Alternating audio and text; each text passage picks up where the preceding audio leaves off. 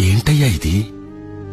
ఒక మనిషిని ఆరాధిస్తే ఇంతలా ఆరాధిస్తారా? మీరే అన్నారు కదా సార్, మేమంతా సెంటిమెంటల్ ఫూల్స్ అని. మా తెలుగు ప్రజలు ఎవరి మీద అంత త్వరగా అభిమానం పెంచుకోరు. కానీ ఒక్కసారి పెంచుకుంటే చనిపోయే వరకు వదిలిపెట్టరు. నాకొక్కసారి అతన్ని చూడాలనుంది.